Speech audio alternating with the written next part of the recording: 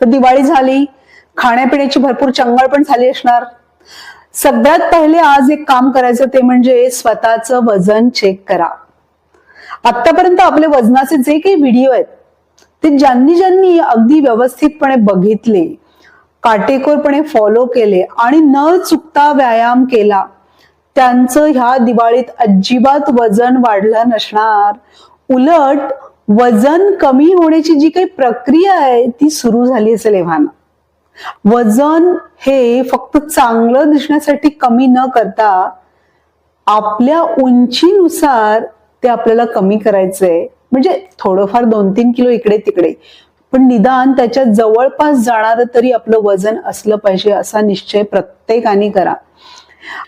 एक लक्षात घ्या माझ्या लाडक्या मित्रमैत्रिणींनो, आपलं आरोग्य हीच आपली खरी धनसंपत्ती आहे. म्हणजे आरोग्य जर खूप छान असेल ना तर आयुष्यात आपल्याला जे काही करायचंय ते आपण सगळं करू शकतो. त्याच्यामध्ये वजन हा खूप महत्वाचा घटक आहे. वजन जर खूप वाढलं ना तर आरोग्याच्या खूप साऱ्या तक्रारी सुरू होतात, आपल्याला माहितीये. त्याच्यामुळे आधी वजन नियंत्रणात ठेवायला सुरुवात करा. आणि व्यायामाचं पण परत सांगते, बाहेर गेलात, फिरायला गेलात, व्यायाम चुकवायचा नाही. 40-45 मिनिटं चालणं खूप सोपी गोष्ट आहे. मस्त मजेत चालायचं. आता थोडीशी परत एकदा रिव्हिजन करूया. आपण 5 खाण्याच्या वेळा बघितल्यात, त्याच्यामध्ये नेमकं काय काय खाल्लं पाहिजे हे सुद्धा आपण बघितले. छोटे छोटे व्हिडिओ मी बनवलेत, अगदी 3 मिनिटाचे, 4 मिनिटाचे, ते सुद्धा मोजक्याच लोकांनी नीट बघितलेत. हे बघा, मला तरी असं वाटतं आपल्या पिढीने तरी निदान संयम हा दाखवायला पाहिजे.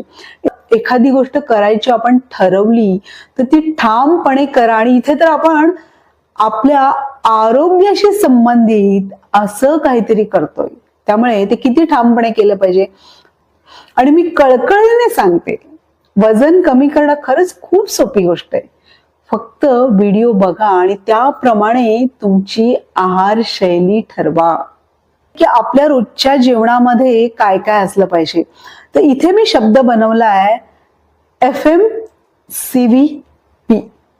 तर आपल्या रोजच्या आहारात हे सगळे पदार्थ असले पाहिजे. पाणी भरपूर प्या, अगदी अलार्म लावून प्या. ऑफिसमध्ये असाल तर 2 बॉटल भरून ठेवायच्या आणि निश्चय करायचं की ह्या 2 बॉटल संपल्या पाहिजेत दिवसभरामध्ये.